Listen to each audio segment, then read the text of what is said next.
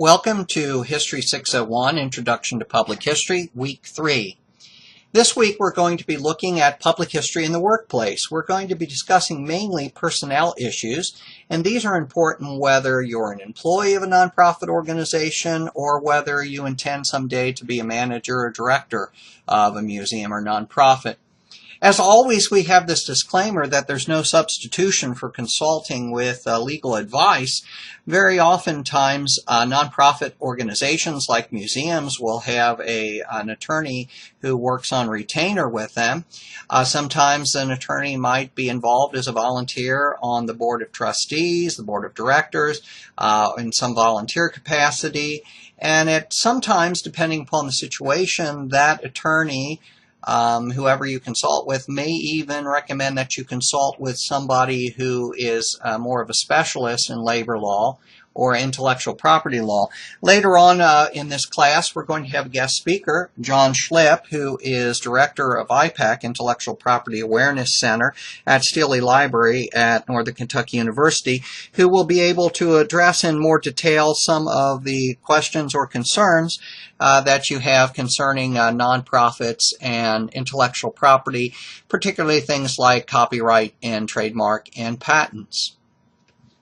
Now, there are many resources dealing with management and leadership. Of course, this isn't a course in management, but as an introduction to public history is to provide you simply with that, an introduction to many different topics, which hopefully then you will become curious about and will in your own lifelong learning as you pursue your careers, contact experts or read literature that is appropriate to the questions that you may have.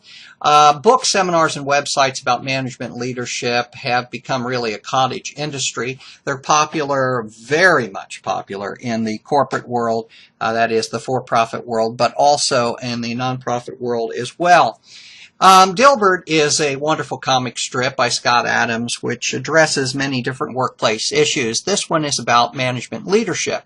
And the pointy-haired boss says, "I'm reading a great management book about the rules of leadership." Dilbert says, "Allow me to put that in context. There are probably 10,000 books about leadership, and each one has a different approach, and there are millions of real leaders, of which no two are alike. Moreover, every situation is unique and requires a different type of leader. And yet, this one author has found a magic formula to transform you from a gullible baboon into a great leader. And that makes sense because all great leaders throughout history achieve success by reading a random book." And the pointy-haired boss says, "I don't like context." And Dilbert says, "It isn't popular." Interesting, because when we think of leadership, some of us mistake it for popularity, but leadership isn't about popularity. Leadership is literally about doing the right thing. And Doris Kearns Goodwin has an excellent book. It's a Pulitzer Prize-winning book called Team of Rivals, The Political Genius of Abraham Lincoln.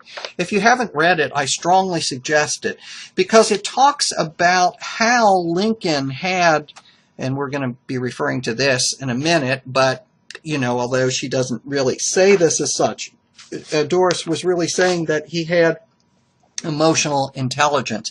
He could read people, read them very well, and learn how to bring about consensus, collaboration, which would then lead to consensus and to achieving things. He was both an effective leader and an efficient leader, and we're going to be talking about that in a minute as well. David Accord has a little book called What Would Lincoln Do? And I'm looking at the cover of it right now, and the cover says, "Lincoln's most inspired solutions to challenging problems in difficult situations. Lincoln's best strategies to deal with unpleasant co-workers, give advice to a close friend without hurting his feelings, say no to a relative's request for a loan, respond to unfair rumors and accusations at the office," and much, much more. It's a fun little book. It's only about 166 pages, very large type. It's a delight to read. Well, I enjoy reading books about management and leadership. It's been a part of my development as a faculty member and also as a public historian. And I've tried, whenever I've had leadership roles myself, to make it a part of the development of those working under me, those working with me. Some of my favorite ones are books by Stephen Covey, who's now deceased, such as his classic, The 7 Habits of Highly Effective People, and a more recent one by him, which became absolutely popular in the corporate world, called The Speed of Trust. Books by John Maxwell are good too, such as The 17 Essential Qualities of a Team Player.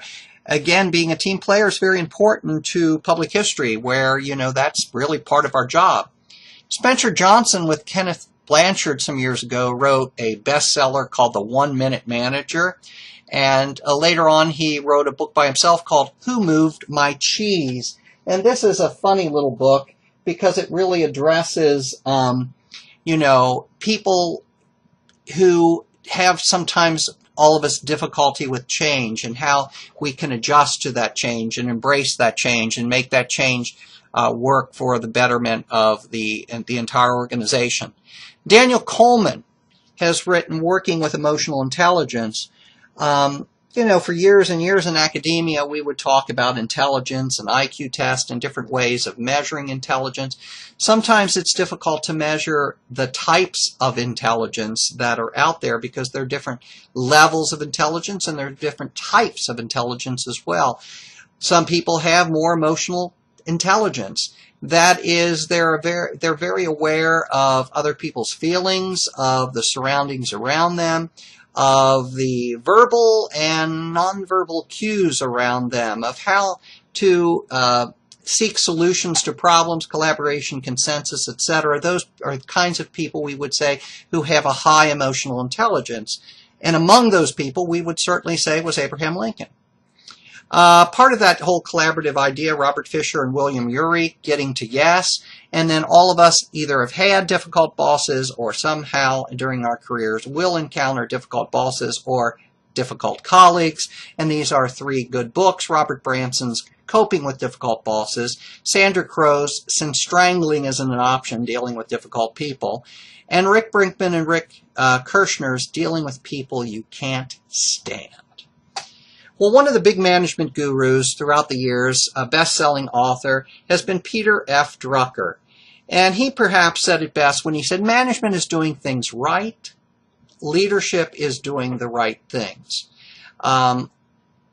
Let's look at teamwork for a second and see what that quote of Peter Drucker's could have meant, especially when it applies to effectiveness and efficiency.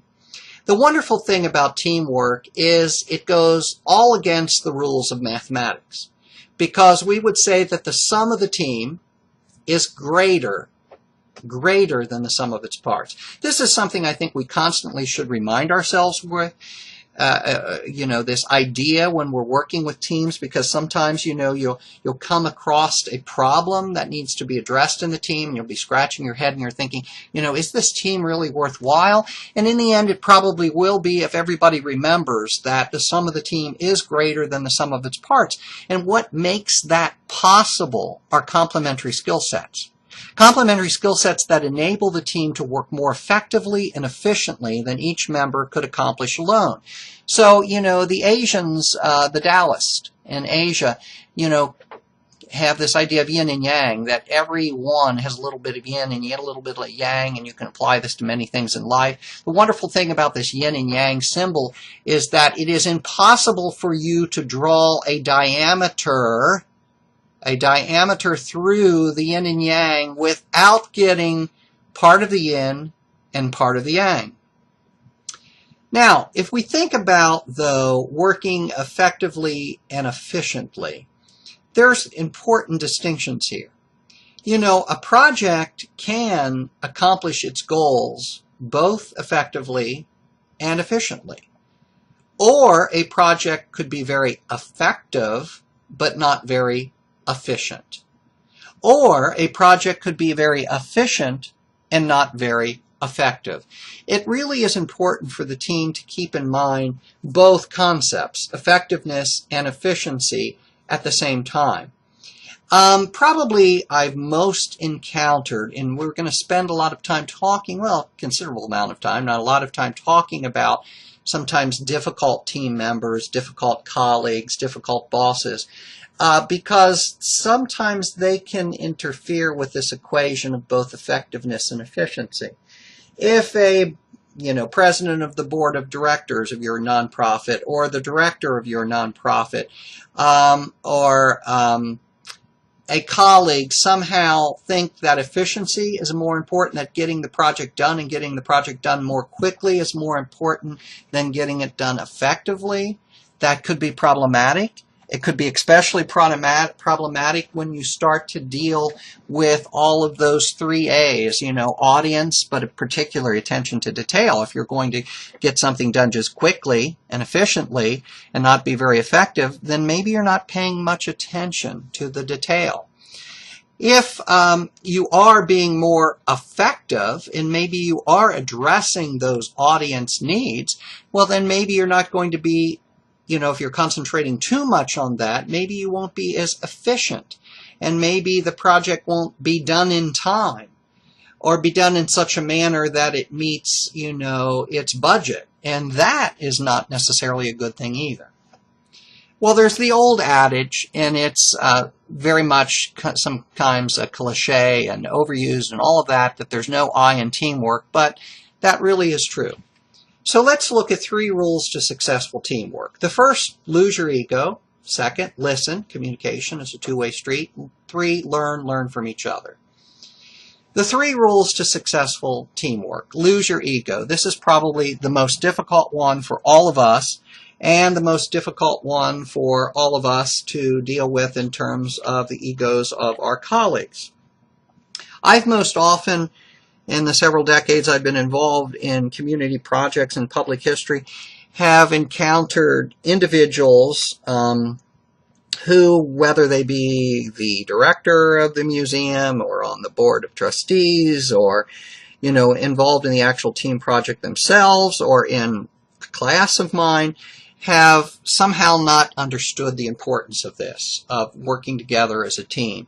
And they think that their ideas are the best ideas, that everybody else's ideas are inferior to their ideas, that somehow they need to be in control of the situation, in control of the processes and the product as well. We can't necessarily do much about those people who won't lose their ego.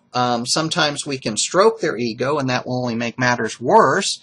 Sometimes we can have conversations with them, and sometimes that can be effective. Sometimes the group working together, the team working together, can take a stance and get things to work.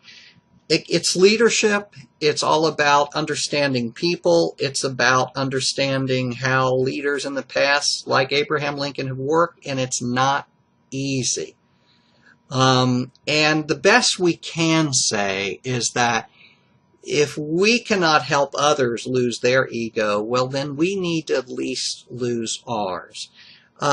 There's nothing more humbling than being involved in publishing in many ways. And I've done a lot of publishing, books, encyclopedias, you name it. And people think, oh, well, you go ahead and you do your research and your writing, and it gets published, and you get everything that you want, and nothing could be further from the truth. You do a lot of research, you do a lot of writing, and then it goes to a lot of readers and a lot of editors, and everybody has input. And sometimes you can hardly recognize the end product from what you started with. And then, at that point in time, people also have input, the publisher, etc., about what the book jacket is going to look like, about how long the book is going to be, about many different things, about the size of the typeface. And you might think, oh, the typeface is too small, there's not enough photos.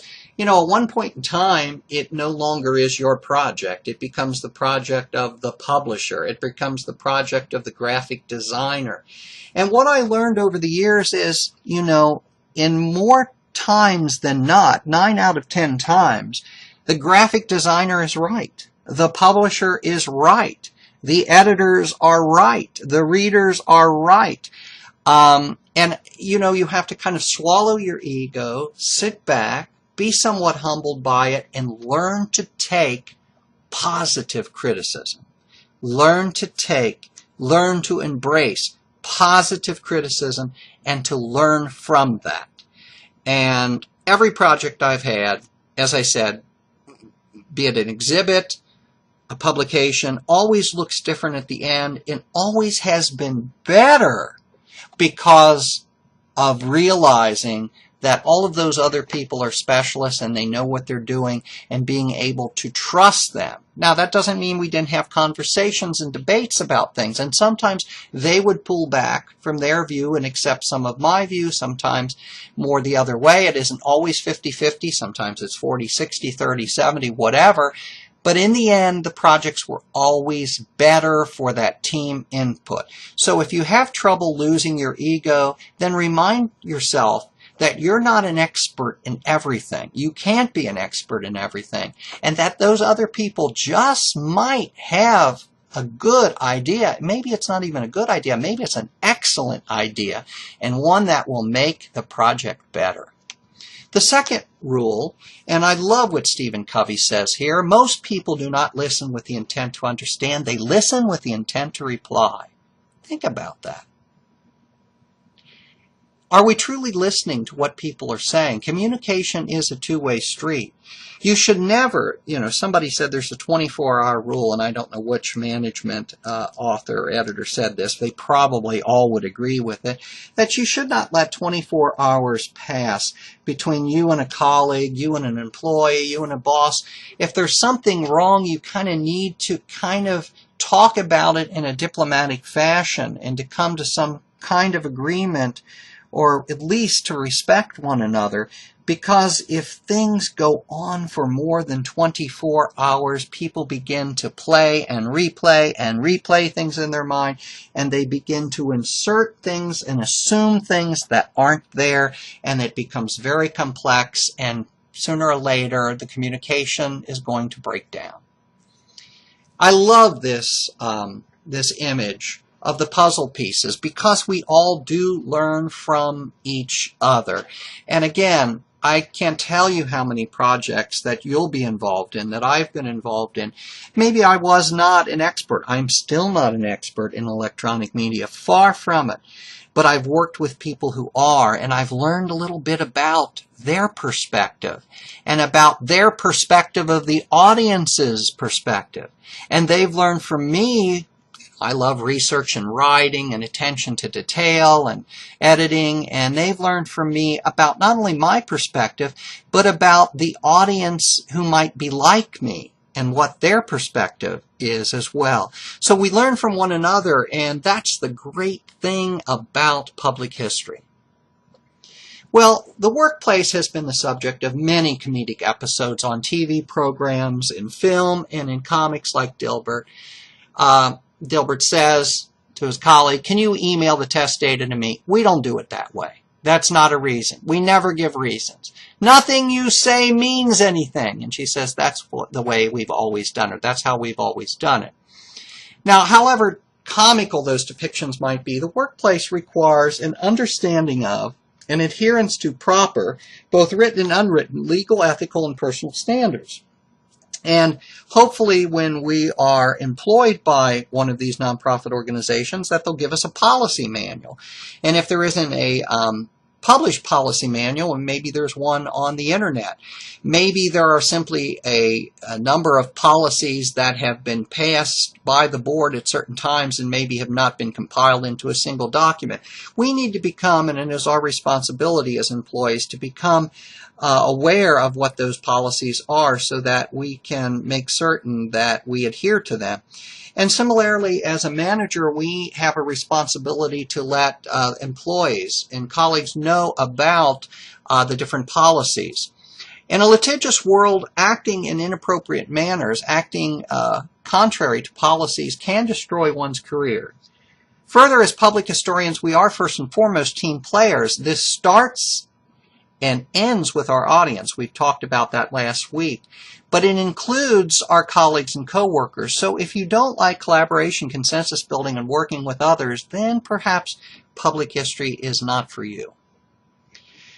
A good manager will do a number of things, and all of those different management and leadership books will show you good manager skills, as this particular website does as well. We're going to combine some of these things from what I've read and what you see here into certain categories: integrity and respect, visions and decisions, open mind and humor, honesty and visibility, be a non-blamer, motivation and clear goals, balance, strictness, and lenience. So, public history in the workplace. Open communication, integrity, and respect for others are always important and never go out of style. Obviously, we don't have open communication happening here where he's hovering over an employee and, of course, she's trying to hide underneath her desk.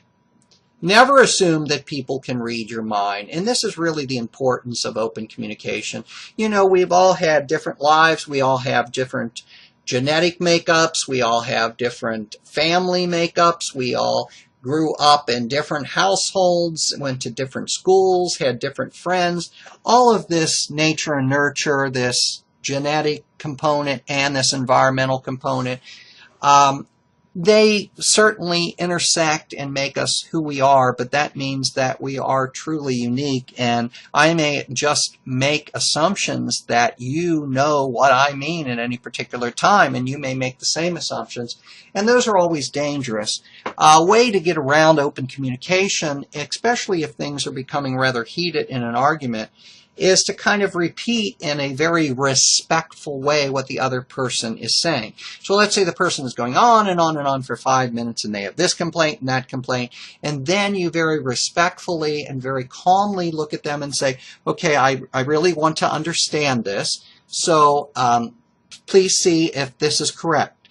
You're saying that this project is proceeding too quickly, and that what we need to do is, by repeating their concerns, you show a couple of things. You show that you have been listening, you calm them down because they're hearing that you're listening and that you care about them, and then you're also preparing in your own mind, how can we come to a solution? How can we arrive at a solution to this problem? And it's very important for goal setting. You know, very oftentimes the problems that develop with a team working on a project or in any workplace setting derive from the fact that there's no vision. Does the organization have a vision of itself? Does it have a vision, a goal for this particular project? You know, seeing what is the big picture here. And then setting goals and objectives. Goals are often the things that we want to do. Okay, so the goal is to have an exhibit on Abraham Lincoln, which I did, by the way, for the Berenger Crawford Museum a number of years ago, and it was a great project. Worked with wonderful people, and it was a lot of fun. Okay, now what are the objectives to obtaining that goal? How are we going to do that? Okay, is our objective going to be to have, you know, for this exhibit, an interactive component? Is that going to be part of it? Is there going to be literature that's going along with it? Who's going to be responsible for what things, etc., etc.? The goal setting is, you know, some people say should be SMART. It should be specific, it should be measurable, it should be attainable, relevant, and time-bound. We often forget that, you know, you don't want to set goals that are so high that you can't attain them. Nobody likes working on projects that you can't achieve some success. And when we talk about relevant, you know, are they relevant to our audience? Because that's always what we come back to in public history. And, you know, is it going to be efficient? Are we going to be able to get this done in the time that we need to get it done? Maybe some board member came along and said, you need to do this as a special exhibit. Maybe somebody came along and gave us a collection that we really need to use. Maybe it comes with a gift attached to it, a donation attached to it. You know, all of these things have to be considered. Working alongside employees is very important in team building. Motivating, you know, as a manager, you need to learn to properly motivate employees. And avoid the blame game. I often, when I assume positions of leadership, will say, the one thing I don't play is I don't play the blame game. I'm not good at that, and the reason why I'm not good at that is it's a very bad game to play. Everybody has some part in it. Everybody needs to learn from one another, and we don't learn by pointing fingers. Well, one of the things in the workplace that you have to be very much aware of are certain federal laws. Some of those have to do with sexual harassment. Obviously, you can read over what the U.S. Equal Employment Opportunity Commission has to say. Sexual harassment is more than just making unwelcome sexual advances. It could be any kind of offensive comment. It could be a joke about a woman or a man. It could be an inappropriate joke to tell in a particular place. It could be so much as coming up and kissing someone or hugging someone. You need to be very careful. People have their own kind of private spaces right around them, and you don't want to do anything. Putting out a hand means that's wonderful, because you want to shake their hand, you extend your hand, they extend their hand. It's kind of a mutual thing. Hugs in the workplace can become inappropriate, because you're just kind of charging at a person, and before you know it, you have hugged them, and maybe they didn't want to hug. Maybe you're really invading their personal space, their private space. So do know that this is an extremely important thing to be aware of. The other thing is to be very aware of hiring practices. There are lulls and there can be litigious situations where you ask certain things in an interview that you are not really allowed to ask. This comes from the 4 hiring practices of highly successful organizations. The study revealed that the organizations with the most effective hiring policies were more likely to use the following 4 practices. Job interviews in which candidates are asked to describe specific examples of their skills. Automated resume screening and search. This is becoming bigger with larger corporations and may not be such an issue with smaller museums, obviously. Assessments that predict whether candidates are motivated by the factors associated with a particular job or a company's values and ways of doing things. There are large companies who have psychologists working on staff with them. Some of them, like P&G in Cincinnati, it was so wonderful for me to be involved in some co-op situations with Procter & Gamble, and where I learned about how the psychologists put together a kind of a corporate profile. Who succeeded at Procter & Gamble, and the test was a measurement of that. Again, these might not be things that become, for smaller museums or smaller nonprofits, but as things change on the electronically and on the internet, and as software becomes more and more available even to small 2 and 3 and 4 and 5 employee operations, these number 2 and 3, keep your eye open, are going to become more and more important. And simulations that gauge specific job-related abilities and skills. Now, many of you are going to be doing, practicums, senior practicums, and I'm always willing to, as Dr. Hackett, to give you advice for those. Dr. Hackett will be overseeing those, but I'm willing to give advice and to consult on those. And many of our graduates have been finding jobs in the marketplace, getting interviews, and we always, Dr. Deborah Myers, Dr. Brian Hackett, and I have always said that they were very willing in the process of that to do mock interviews with you, to help you with your cover letters, to help you with your resumes. Those are all very important things to take advantage of. Questions to ask and not ask, related to age, children, citizenship, criminal records, disability, all of these things. I'll have you read these over yourself. Obviously, you will be in the position someday to be on a committee or to be the person hiring someone, and you need to know that there are things that you simply cannot ask. Now, everybody will experience at one point or another the passive-aggressive employee.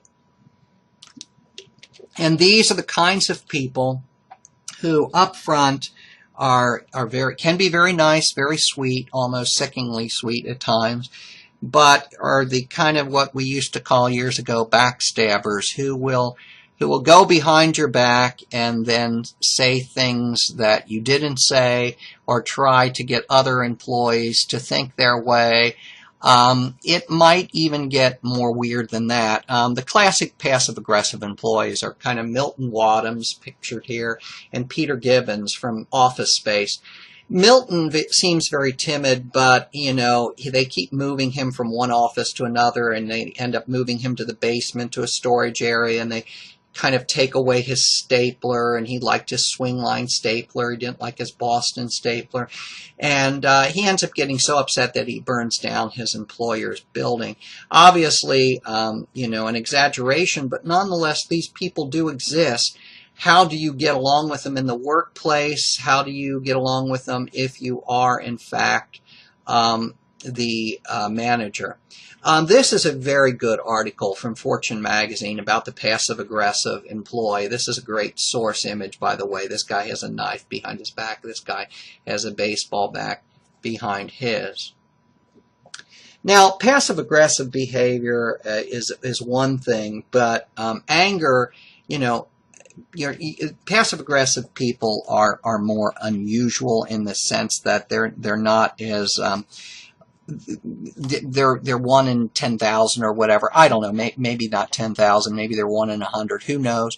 But you're not going to chance upon them as often as you are anger in the workplace, because anybody can experience anger in the workplace. Even people who have good reputations, good personalities, who certainly have all of the proper respect and integrity.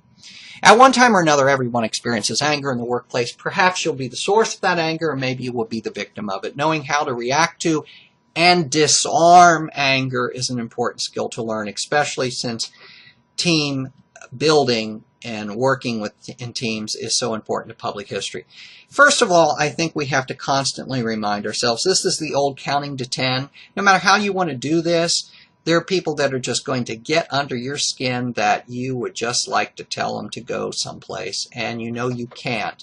And the old rule was to count to 10, but if you don't want to count to 10, then at least take each letter of anger and go through it in your mind. I think this is more effective because it tells you why what you're about to do you shouldn't do it, because it's going to be really bad for you and for everyone. Anger is always ugly, and it is antisocial. It doesn't matter what culture you're in around the world. I teach Chinese history, Japanese history, the history of India. I teach world history. I teach American history, public history. It doesn't matter what culture. Anger is always ugly in all cultures. It's always considered antisocial. And, in Asian cultures, they'll do just about anything to avoid being seen as angry in China or Japan. It is associated with all kinds of negativity. And this is more sometimes about your own emotions and the physiological responses to those emotions. We know that when people get angry, right, certain chemicals, certain hormones are given off, which will elevate your blood pressure, which will then affect the effectiveness of your immune system. And it's just not good. It's not good for you. It's going to lead to all kinds of medical and other problems. And if you already have some of those medical problems, it's just going to exacerbate them. So it's antisocial. It's negative. It can lead to grudges. And the last thing in the world you want is to have someone having a grudge against you. Lincoln understood this perhaps more than anyone else, and I have a great little story to tell you here. In 1855, Lincoln came to Cincinnati, and he was representing a man called John Manny. And John Manny was from Illinois, and he manufactured reapers. Well, we all know from American history that there was a Cyrus McCormick who invented the reaper and manufactured reapers. Well, McCormick claimed patent infringement against John Manny, and this was in a federal court, and the change of venue went from Chicago to Cincinnati for some particular reason that's not important here. And John Manny said, you know, I have to have some real, I'm going up against a big guy here, Cyrus McCormick, a wealthy man. I need some really good attorneys. And so he decided to get the best patent attorneys in the nation, George Harding of Philadelphia and Edwin Stanton of Pittsburgh. And he also decided that he wanted someone on his team who was from Illinois, since they were both from Pennsylvania. So he heard about a young Abraham Lincoln and hired him as well. So Lincoln, Stanton, and Harding were all on the same team representing Manny against McCormick. And the trial was in Cincinnati, and it turns out that Edwin Stanton and George Harding, who were college educated, and Lincoln wasn't, from more urban areas in Pennsylvania, well, they wouldn't let Lincoln have anything to do with the case. They refused to look at the brief that he had prepared. They refused to have him, be involved in the trial. He had to sit with everybody else in the boxes and watch the trial. And even when Lincoln, kind of extended a hand of friendship to them and said, let's have lunch or dinner, they refused his invitations. And at one point in time, Lincoln heard Stanton refer to him as that damned long-armed ape or baboon. How hurtful would that have been to Lincoln? Lincoln was not a handsome man. He may have suffered from Marfan syndrome. We don't know what it was, but he certainly made jokes. Lincoln made jokes about his own homeliness. But to be treated so disrespectfully, and then to have somebody who's an adult point out things that really a child would even sometimes regret having said.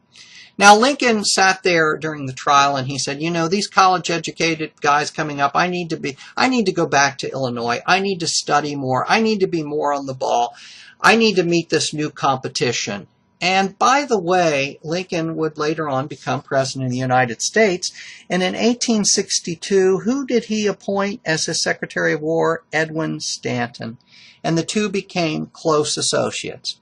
Lincoln had every reason to hold a grudge against Edwin Stanton if he had really wanted to, but he didn't.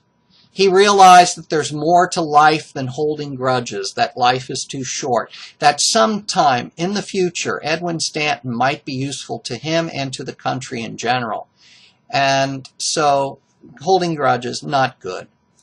Anger always escalates problems. Have you ever seen where it actually disarms people and makes things better? It always makes things worse. And I have seen some employees who have been absolutely and completely brilliant who have lost their jobs because of anger issues. Anger is, and if you only remember one of these things, the road to ruin. And again, I've had colleagues who have been absolutely brilliant. But no one even wants to work with brilliant people.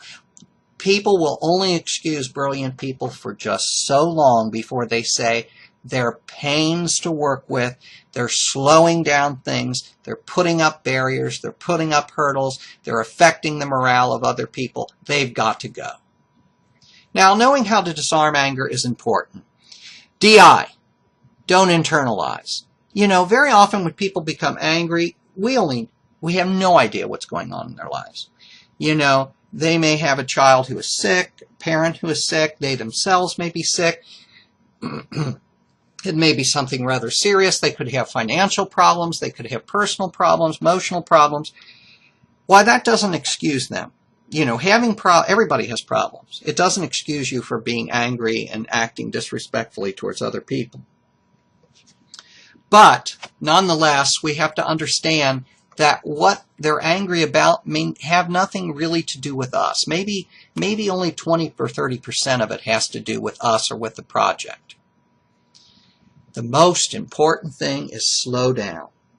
You know, I've already had a boss who began screaming and yelling at me, and I looked at him and I said, you know, I respect you too much for us to have this conversation. So why don't I come back when we're all in the mood to discuss this in a civil and rational manner? Well, you'd be surprised what that does. That really sends people like, oh my gosh, am I listening to myself? Sometimes they'll say, I'm sorry, let's start over.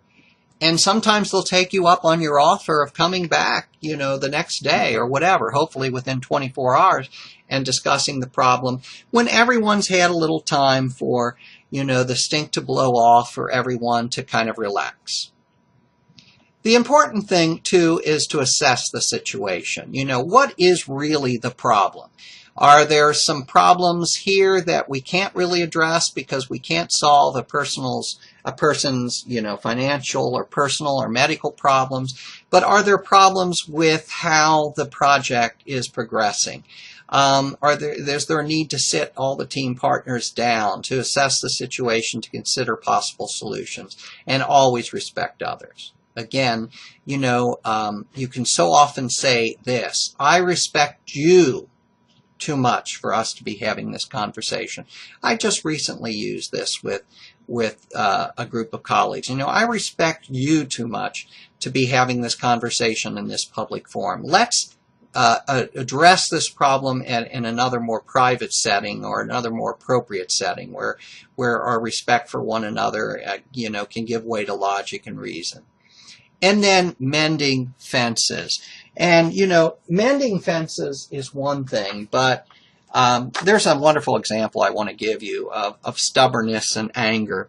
In Alberta in Canada, there were two farmers. One's name was Paul and one was Oscar. And they end up building two parallel fences, only 2 feet apart, that ran for a half a mile long. What happened? Well, Paul decided that he wanted to put some cattle on his land, and so he approached Oscar and said, why don't we build a fence between our land and we'll split the costs? But Oscar was unwilling to contribute to the fence building, and so Paul got very angry, holding a grudge. He decided that what he would do is go ahead and build the fence anyway. So when the fence was completed, Oscar, you know, said to Paul, oh, I see we have a fence. And Paul said, what do you mean by we? He said, I got the property line surveyed and built the fence 2 feet into my land. He said, that means some of my land is outside the fence. So if any of your cows set foot on my land, I'll shoot them. Well, Oscar knew that Paul was serious, that he wasn't joking. So what Oscar had to do is he had to go ahead and build his own fence. It was a parallel fence 2 feet away from Paul's fence. So for a half a mile, 2 fences were built. Obviously, that's a situation. It's too late. The fences have been built. They can't be mended. But there's so many opportunities where if you act quickly enough, but still give it a little time, that 24-hour thing, that you can mend those fences and you can have things not happen that should be happening. If you have any questions, feel free to email or phone me. I'm always happy to help. Hope you have a good week.